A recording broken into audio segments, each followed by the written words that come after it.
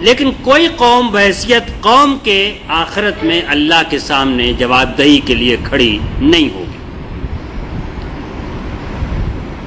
اس لیے کہ قوم کی مثال تو ایک دریا کی طرح ہے،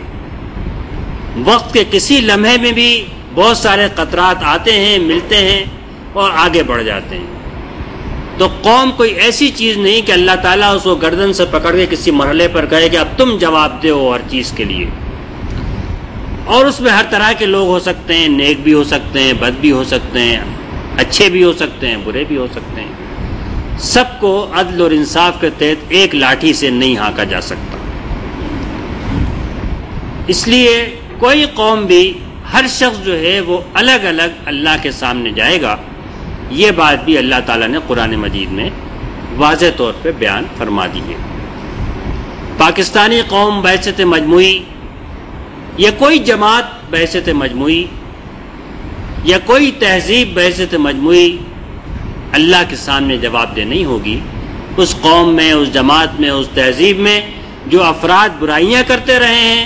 وہ اپنی برائیوں کے لیے، اور جو نیکیاں کرتے رہے ہیں وہ اپنی نیکیوں کے لیے اللہ کے سامنے جواب دہ ہوں۔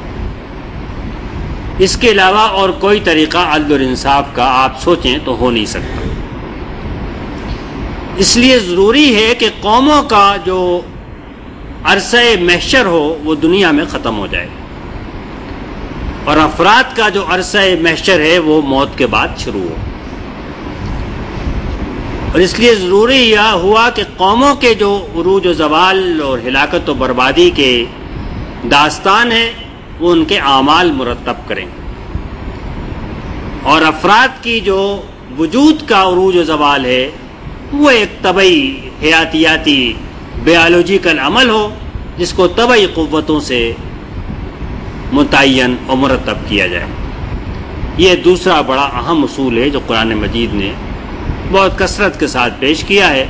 جو صفحہ آپ اٹھا کر دیکھ لیں، قوم عاد کا ذکر ہو، قوم سمود کا ذکر ہو، جہاں بھی بربادی کا ذکر ہے، ہلاکت کا ذکر ہے، اگر نجات دی گئی تو انبیاء کو، ان کے ساتھیوں کو دی گئی ان کے اعمال صالحہ کی وجہ سے، اور برباد کیا گیا تو اس وجہ سے کہ لوگ برائی کے راستے پر پڑے ہوئے تھے۔ برائیاں مختلف قسم کی تھیں، لیکن اپنے گناہوں کی وجہ سے پکڑے گئے، گناہوں کی وجہ سے برباد کیے گئے۔ کسی انسان کو موت گناہوں کی وجہ سے نہیں آتی، کل نفس ذائقۃ الموت کے عمومی بے لاگ قاعدے کے تحت آتی ہے۔ اگر یہ آپ نے دوسرا قانون بھی اچھی طرح سمجھ لیا تو پھر یہ بات واضح اور صاف ہے کہ جس چیز کا انحصار اخلاق پر ہے، اور اخلاق کی جو تعریف ہے ابھی میں اس پر تھوڑی دیر میں آؤں گا، لیکن جس چیز کا انحصار اخلاق پہ ہے اور اعمال پہ ہے، اور کیونکہ انسان اپنے اخلاق اور اعمال پر اختیار رکھتا ہے، اگر وہ اختیار نہ رکھتا ہوتا تو وہ جواب دہ نہ ہوتا۔ اس کو اختیار دیا گیا ہے کہ وہ چاہے تو نیکی کرے اور چاہے تو برائی کرے، چاہے تو ایمان لائے چاہے تو انکار کرے، چاہے تو اللہ کو مانے اور چاہے تو نہ مانے، یہ اس کو اختیار دیا گیا ہے۔ تو اگر جو چیز اختیار میں ہے تو اس کے لیے یہ بات نہیں کہی جا سکتی کہ یہ ایک ایسا عمل ہے جس کا ہونا ناگزیر ہے، یا جس سے کوئی مفر نہیں ہے، یا جس کو پلٹا نہیں جا سکتا اور واپس نہیں لوٹایا جا سکتا۔ اگر انحصار طبعی عوامل کے اوپر ہے، اس طرح درخت کی زندگی ہے یا انسان کی زندگی ہے، تو وہ تو یقیناً ناگزیر ہے کہ انسان بچپن، جوانی اور بڑھاپے سے گزر کر قبر کے گڑھے میں جائے، اس سے کوئی مفر نہیں ہے، اعمال اس سلسلے میں کچھ نہیں کر سکتے۔ لیکن اگر قوموں کی زندگی صرف اخلاق اور اعمال کے اوپر منحصر ہے تو اخلاق اور اعمال کیونکہ آدمی کے اختیار میں ہے، اپنے جسم کی زندگی اس کے اختیار میں نہیں ہے، اس لیے یہ اس کے اختیار میں ہونا چاہیے کہ وہ اگر ان قوانین کی پابندی شروع کر دے جن سے اللہ تعالیٰ نے عروج کو وابستہ کیا ہے تو وہ عروج کی طرف جا سکے، اور اگر ان قوانین کی خلاف ورزی شروع کر دے تو وہ زوال کی طرف جا سکے۔ یہ بالکل ایک ایسی بات ہے جس سے انکار ممکن نہیں ہے، اور ہم اس کو آسانی کے ساتھ سوچ سکتے ہیں، سمجھ سکتے ہیں کہ ایسا ہونا۔ یہی بات اللہ تعالیٰ فرماتا ہے کہ یہ تمہارے اختیار میں ہے، اگر بستی والے ایمان لائیں اور تقوی کے راستہ اختیار کریں، وَلَوْ أَنَّ أَهْلَ الْقُرَىٰ آمَنُوا وَاتَّقَوْا لَفَتَحْنَا عَلَيْهِمْ بَرَكَاتٍ مِّنَ السَّمَاءِ وَالْأَرْضِ۔ انسان کے ساتھ یہ وعدہ نہیں ہے کہ وہ ایمان و تقوی لے آئے تو اس کا بڑھاپا جوانی میں بدل جائے گا، یہ نہیں ہوگا، یا اس پر رزق کے دروازے کھل جائیں گے، یہ وعدہ نہیں ہے۔ ایک مومن جو ہے وہ بھی مفلسی کے عالم میں زندگی بسر کر سکتا ہے، لیکن بستی والوں سے، قوموں سے اس بات کا وعدہ ہے کہ اگر وہ ایمان و تقوی کا راستہ اختیار کریں تو آسمان و زمین سے برکتوں کے دروازے کھل جائیں گے، استغفار کریں تو یہ ہو جائے گا، اور دنیاوی وعدے بھی ہیں۔ تو یہ دراصل اسی قانون کا نتیجہ ہے کہ قوموں کی زندگی جو ہے وہ اخلاق اور اعمال پر منحصر ہے۔ اس کے بعد جو چوتھا قانون بڑا اہم ہے وہ یہ ہے کہ اخلاق اور قانون کی جو تعریف قرآن مجید نے فرمائی ہے وہ بڑی وسیع تعریف ہے،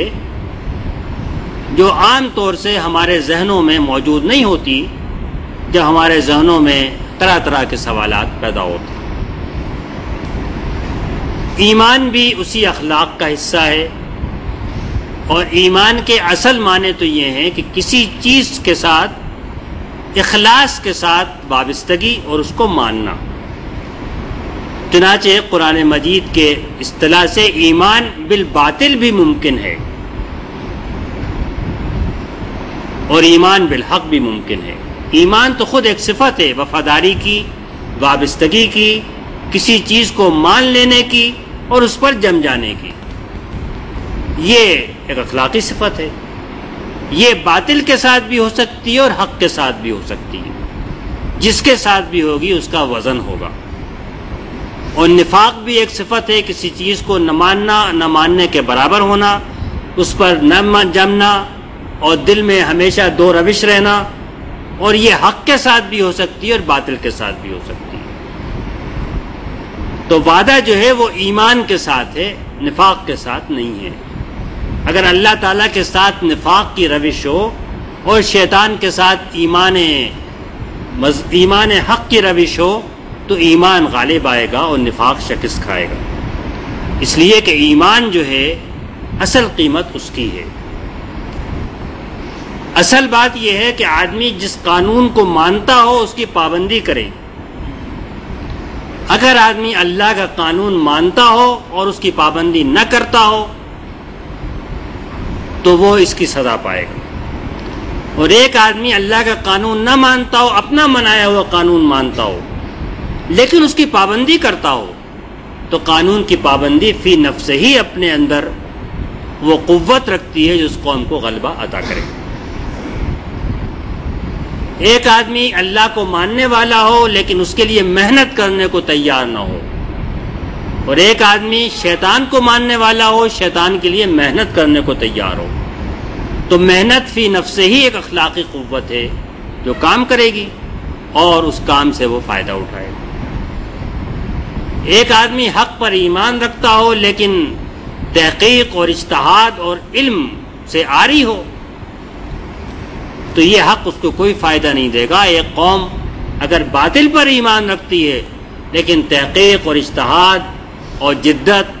اور نئے مسائل کا حل نکالنا اس سے آراستہ ہے تو وہ غلبہ پائے گی۔ ایک قوم اگر صبح اور شام استغفر اللہ کا ورد کرتی ہے لیکن اس کے اندر کوئی اپنے احتساب اور جرم کرنے والوں کی سزا کا نظام نہیں ہے تو وہ قوم دنیا میں مغلوب ہوگی۔ اور وہ قوم جو استغفر اللہ کا ورد نہیں کرتی